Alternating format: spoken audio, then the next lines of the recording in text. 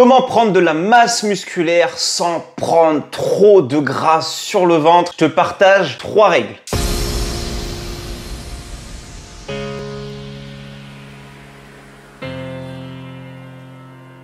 Allez, welcome back, c'est David, ton coach. J'espère que tu as la forme, j'espère que tu es tout simplement en santé, que tout se passe bien dans ta vie, que tout se passe bien dans tes objectifs et que toutes ces vidéos que je t'apporte peuvent t'aider.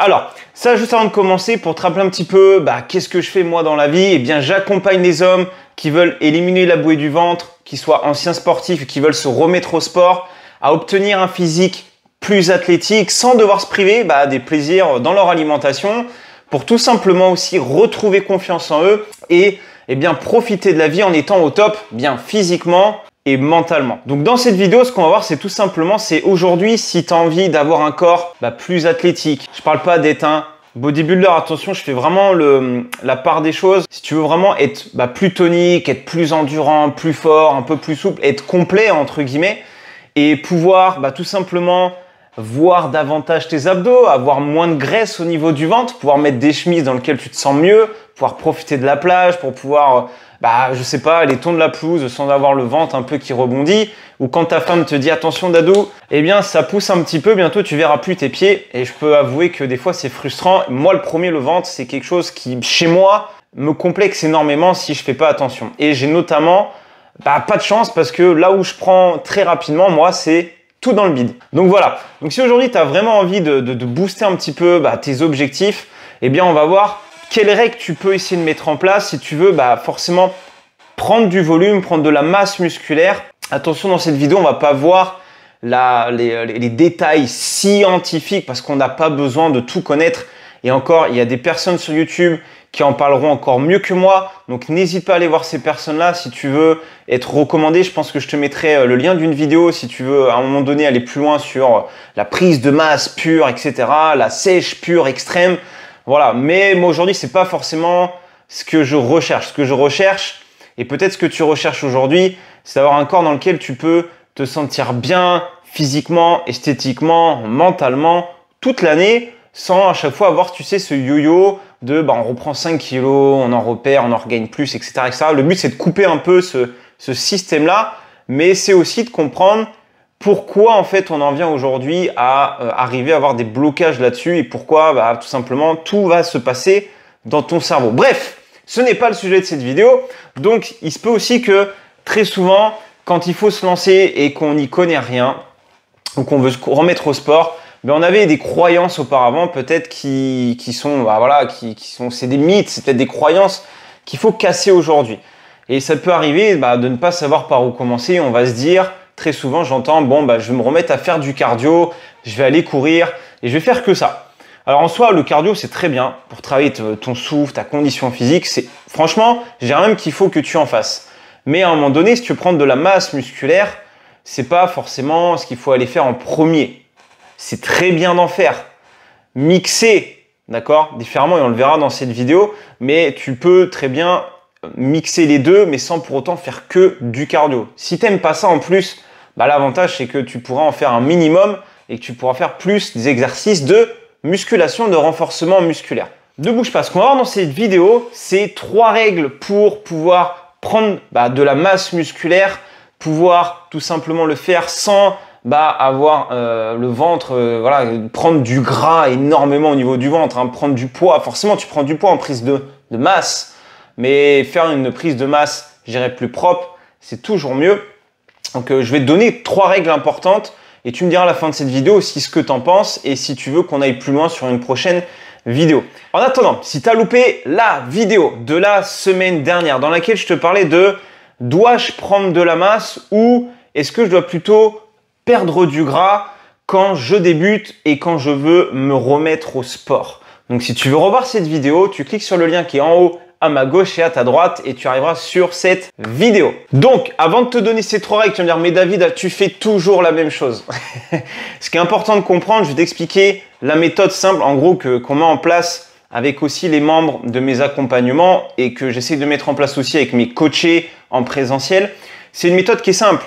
C'est globalement, la plupart du temps, c'est d'augmenter ta dépense physique, ta dépense, ce que tu fais au quotidien. Donc, va plus marcher, fais plus de sport, mets plus d'intensité dans ton sport, sans forcément changer tes habitudes, et déjà, tu pourras potentiellement voir des effets. La deuxième chose, bien entendu, ça va être de travailler, pas l'alimentation, mais travailler aussi sur ton mental. De comprendre tout ce que tu as fait jusqu'à maintenant, pourquoi ça t'a amené là. Quels sont les comportements que tu as développés, les croyances qu'on t'a mis dans le cerveau quand tu étais gosse ou quand tu as côtoyé des gens dans ta vie de tous les jours, qui font peut-être qu'aujourd'hui, ça t'empêche d'aller plus loin.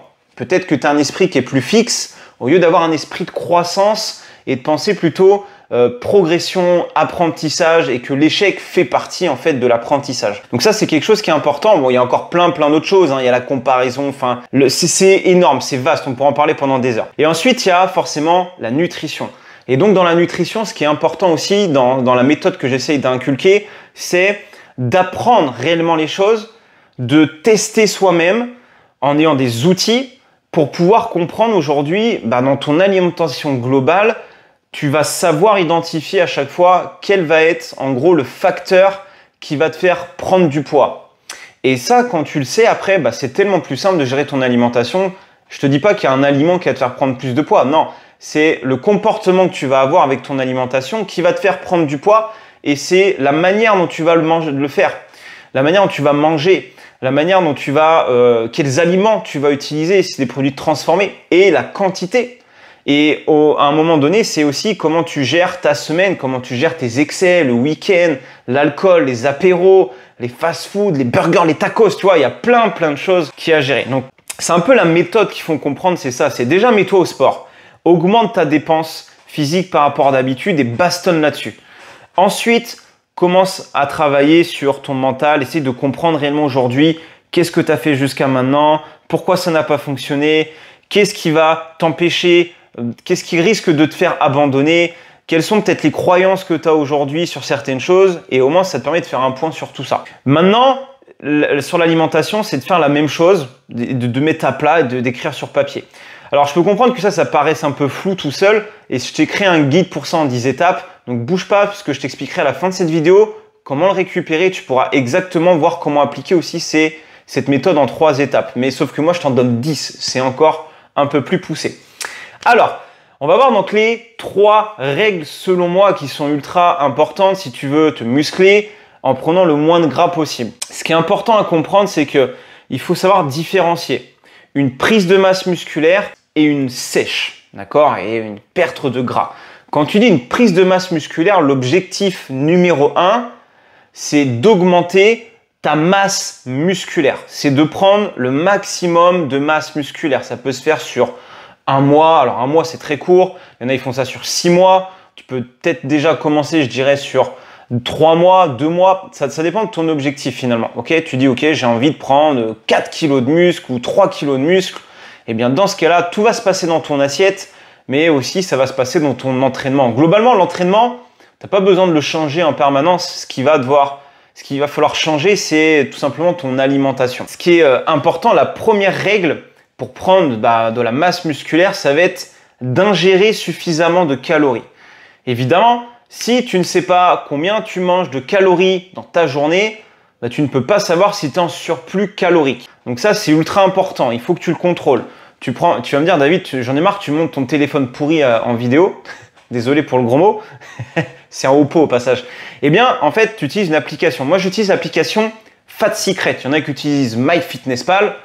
Moi, j'ai pas d'avis là-dessus. Le seul avis que je peux te donner, c'est que moi, j'utilise Fat Secret depuis un moment parce que je le trouve très simple à utiliser. Et au moins, tu vois, là, en ce moment, moi, je rentre tout ce que je mange pendant 3 semaines parce que je suis en prise de masse et que j'ai besoin de savoir ce que je mange. Est-ce que c'est OK, en fait, avec mon objectif? Et si je fais pas ça sur 3 semaines, 1 mois au départ, comment tu veux que j'apprenne à prendre conscience des quantités que je vais devoir manger? Et après, tu sais que globalement, quand tu mets 100 grammes peut-être crus de pâtes à cuire, tu sais peut-être qu'une fois qu'elles sont cuites au bout de 11 minutes, ça va faire peut-être 200 grammes. Donc tu vois, et souvent l'erreur que font certains, c'est de dire ok, je vais mettre 100 grammes de pâtes cuites, mais finalement en sec, ça fait peut-être que 50 grammes crus. Et là, tu vas te dire, je comprends pas, pourtant je mange 100 grammes de pâtes cuites et je prends toujours pas de masse musculaire. Il y a plein de facteurs qui rentrent en jeu. Donc déjà, essaye de voir si tu manges assez de calories, d'accord? Si tu n'en manges pas assez. Et ce qu'il faut savoir, c'est que trop de calories en excès, bah forcément, ça peut favoriser l'augmentation du tissu adipeux. Mais ce qui est important de comprendre, c'est que en plus tu as une alimentation qui n'est pas qualitative, bah tu prends voilà du gras, tu prends pas du bon gras. Donc, ce qui est important déjà, c'est d'avoir une alimentation qui est assez qualitative, avec des produits bruts, sains, entiers. En général, c'est ce qui va être beaucoup plus intéressant pour une vraie prise de muscle. D'accord? Et à l'inverse, il faut savoir que te restreindre, bah, ça ne t'aide pas à construire du muscle. Parce que forcément, tu vas apporter beaucoup moins de macronutriments, de nutriments, enfin de micronutriments, comme on peut dire, qui vont être indispensables pour ton corps et pour t'aider aussi à construire du muscle. Donc, ce qu'il faut trouver, c'est un juste milieu et plutôt privilégier, je dirais, l'ingestion de calories en première partie de ta journée. Ça, c'est mon point de vue. Si tu t'entraînes le matin, par exemple, si tu t'entraînes le soir, dans ce cas-là, tu peux le faire le soir. Mais après, voilà, on a le coucher, etc. Bon, c'est pas forcément ça qui va te faire prendre trop de gras. Mais en gros, ce qu'il faut se dire, c'est que du réveil jusqu'à peut-être 15-16 heures, il faut que ce soit après l'entraînement, justement, que tu fasses une recharge, que tu manges voilà, en bonne quantité, hein, protéines, lipides, glucides, pour recharger tes réserves, je vais y arriver, en glycogène. Et en apportant en fait suffisamment de protéines, parce que protéines, muscle, d'accord, en bonne quantité, c'est environ 1,8 à 2 grammes. 1,8 c'est déjà pas mal. En général, on conseille entre 1,3 et 1,8. Ça dépend si tu es un homme ou une femme, ton poids, ta taille, etc. Enfin, c'est plutôt par rapport aussi à ton poids.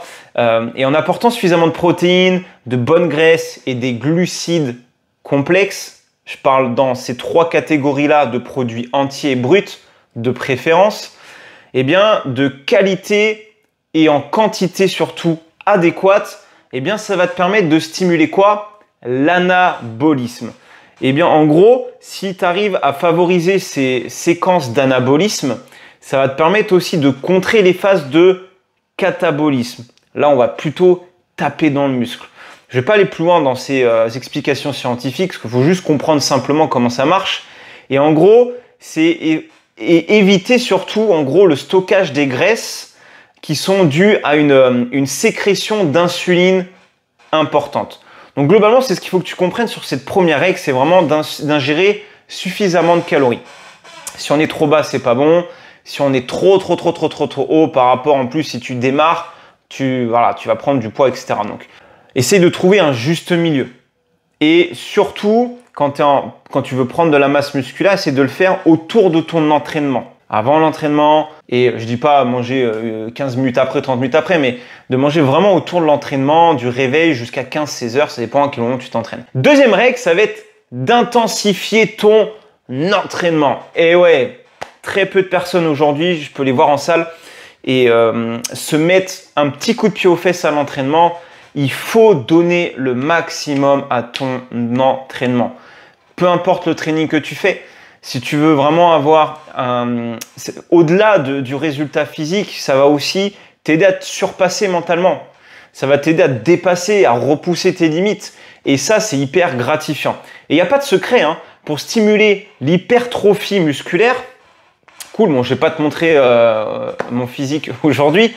Eh bien, rien ne vaut qu'un entraînement intensif afin que ton corps, en gros, il puisse utiliser davantage les nutriments que tu lui as apportés. Et là, alors, on parle plutôt de synthèse.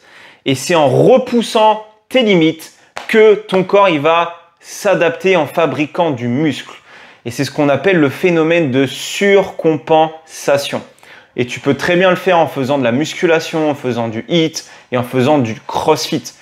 Pourquoi tu vois ceux qui font du crossfit prendre tellement de masse musculaire d'après toi? Ben voilà, tout simplement parce qu'il y a cet effet-là et qu'on met de l'intensité.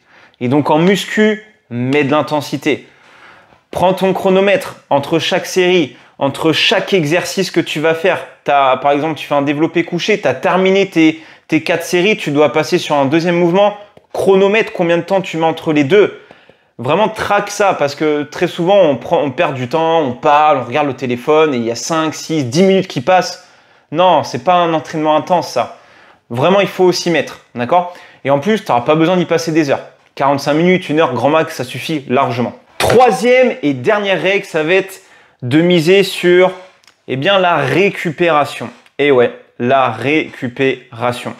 Donc ce qui est important de te dire, c'est que sans un repos de qualité, que tu prends pas le temps vraiment de te poser ou de faire des fois une micro-sieste, ça peut impacter aussi tout simplement ta construction musculaire, ta récupération. Et le corps, en gros, ce qu'il va faire, c'est qu'il va rester aussi dans un état catabolique et ça va limiter l'anabolisme musculaire, donc prise de muscle. Et pour recréer un peu, en gros, ta fibre musculaire, pour construire du muscle, pour recréer ta fibre, en gros, qui a été endommagée à l'entraînement, une quantité importante de sommeil est nécessaire. Et oui, il faut dormir, il faut se reposer. Et tu verras qu'il y en a certains qui dorment beaucoup, mais c'est important, le sommeil. Et ce qu'il faut savoir, c'est que ce qui arrive très régulièrement, c'est qu'à cause de notre rythme de vie moderne, actuel, avec le boulot, le stress au travail, enfin tout ce qu'on fait, c'est possible que ce soit difficile d'avoir un sommeil de qualité adéquate. Donc, essaye vraiment de mettre toutes les chances de ton côté. Je parle notamment, tu vois, des écrans, de Netflix, alors je vise pas Netflix, mais je parle de regarder des séries jusqu'à tard devant la télé, la PlayStation. Tu vois, privilégie ton sommeil, mets-toi des musiques plus cool, essaie plutôt de lire, d'aller au lit un peu plus tôt, de profiter, de couper un peu les écrans à partir d'une certaine heure. Et déjà, tu vas te sentir déjà un peu plus reposé. Quand tu as le temps dans la journée, tu prends 10-15 minutes, tu fais une petite sieste, terminé. Cool. Donc voilà pour ces 3 règles. Maintenant, dis-moi dans les commentaires de cette vidéo, par rapport à ces 3 règles, qu'est-ce que tu en penses? Et par rapport à ça, qu'est-ce que tu vas faire sur ces 3 règles? Est-ce que tu t'as identifié un petit peu toi aujourd'hui, qu'est-ce qui peut t'aider? Donc si c'est le cas, n'hésite pas à me dire dans les commentaires, dans ces 3 règles, qu'est-ce qui t'a parlé le plus et qu'est-ce que tu as envie de mettre en place? Comme je te l'ai expliqué juste avant, j'ai fait un guide en 10 étapes où je te parle un petit peu de la méthode que j'utilise globalement pour accompagner aussi mes membres en ligne, mes clients aussi en présentiel. Et j'ai essayé de regrouper ça dans un guide en 10 étapes pour t'aider à obtenir un ventre plus tonique, mais surtout à le faire aussi sans devoir te priver dans ton alimentation. Donc pour télécharger ce guide, tu peux cliquer sur le lien qui est dans la description de cette vidéo. Donc tu vas là, tu cliques dessus et tu seras redirigé sur la page pour pouvoir le récupérer. Voilà, donc pour cette vidéo, si tu as envie d'aller un peu plus loin, que tu as envie de partager cette vidéo à quelqu'un qui pourrait avoir besoin de ce contenu, qui aurait peut-être besoin de ces conseils, n'hésite pas à la partager cette vidéo, ce sera avec grand plaisir. Si cette vidéo t'a plu, n'hésite pas à liker cette vidéo, à venir t'abonner et à activer la petite cloche pour avoir la prochaine notification pour la prochaine vidéo la semaine prochaine. Ok? Allez, je te souhaite une belle journée et je te dis à très vite pour une prochaine vidéo.